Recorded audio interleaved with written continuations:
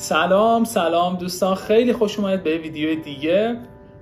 من بالاخره بعد از 1 سال پرفراز و نشیب تونستم که براتون ویدیو ریکورد بکنم و اتفاقات خیلی خوب و خیلی بد تو این 1 سال برای من افتاد. من 1 سال قرار بود که 1 ماه استراحت بکنم که شد 1 سال، ولی خب از امروز قراره براتون طبق برنامه‌ای که چیدم هر 3 شب یه بار ویدیو آپلود بکنم و بیشترم قراره روی لغت کار بکنم و روی مکالمتون. تو همین ویدیو هم قراره 10 تا اصطلاح که فوق‌العاده کاربردی هم هست توی مکالمه بهتون بگم که قول میدم این 10 تا رو یاد بگیرین 10% راه رفتید. یعنی همین اگه بیارین توی اسپیکینگتون راحت 10% راه توی مکالمه زبان انگلیسی رو رفتید. من دارم ویدیو ریکورد میکنم ولی اونور دارم برای من پشت صحنه بازی میکنم، من نمیتونم ویدیومو تموم بکنم، ولی شما باشین 10 تا اصطلاح رو یاد بگیرین. بریم روی اسلایدا و 10 تا اصطلاح رو بهتون بگم. خب بچه‌ها میایم سراغ اصطلاح اول. من سعی میکنم شمرده و کلمه به کلمه این اصطلاحات رو بگم، شما هم سعی کنید که بعد من تکرار بکنید. اصطلاح اول hit the nail on the head. hit the nail on the head یعنی چی؟ یعنی درست حدس زدن. به عنوان مثال میتونیم بگیم you hit the nail on the head David، یعنی دیوید درست حدس زدی. اصطلاح دوم break a leg. break a leg یعنی موفق باشید. مثلا شما دوستتون رو میبینید میخواین ازش جدا بشید، میخواین بگین که موفق باشید، میگیم break a leg. اصطلاح بعدی hit the box. hit the box بچه این بوکس نیست، حتما دقت بکنید. hit the box به معنی درس خوندن. به عنوان مثال I can't go out tonight. من امشب نمیتونم برم بیرون. چرا؟ I've got to hit the box یعنی باید برم درس بخونم.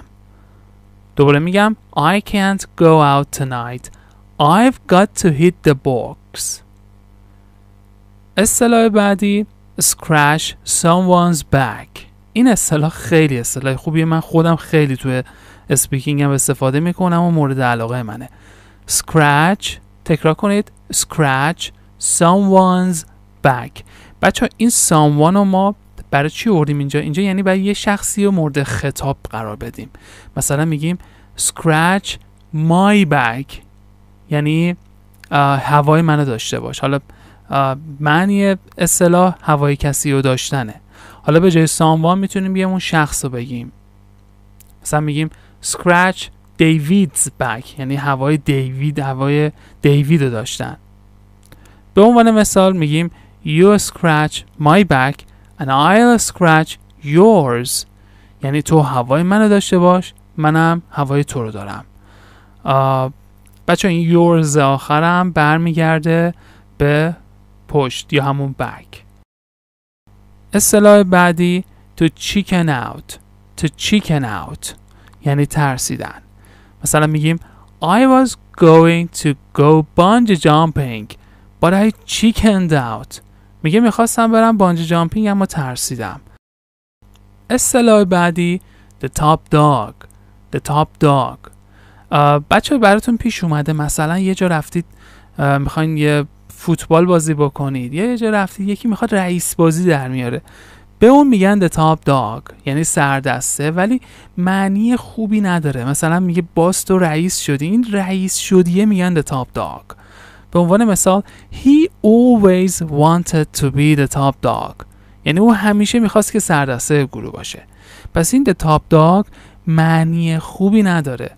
یعنی رئیس مثلا بگیم خب و من برم فردا به رئیس هم بگم you're the top dog، خب این خوب نیست، این یعنی معنی خوبی نداره و اون معنی بد رو میده ولی به معنی سردسته یا رئیسه. اصطلاح بعدی cold fish. cold fish به معنی آدم سرد و یخ و نچسب. مثلا میگیم she hardly ever speaks to anyone یعنی او به ندرت با کسی حرف میزنه. she is a cold fish she's a cold fish یعنی آدم سرد و یخیه.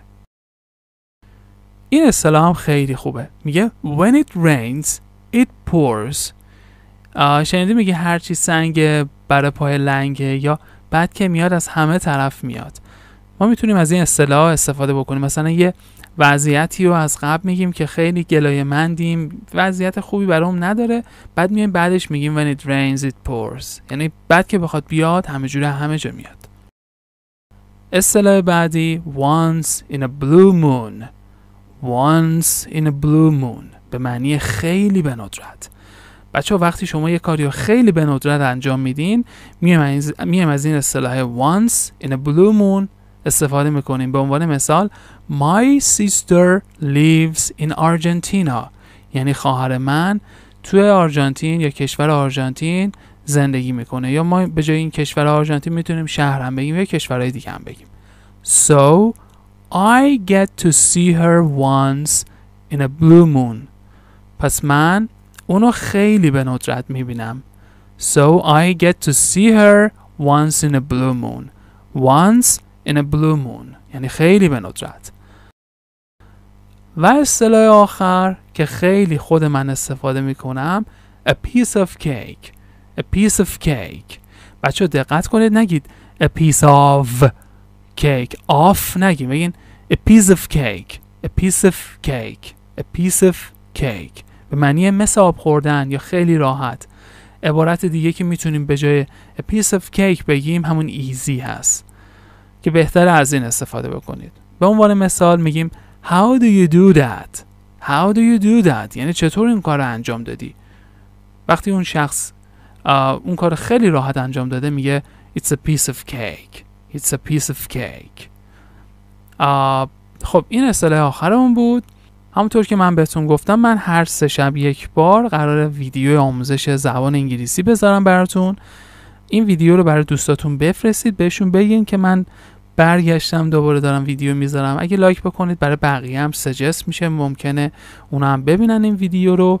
و تا دیدار دیگر و ویدیوی دیگر، بدرود.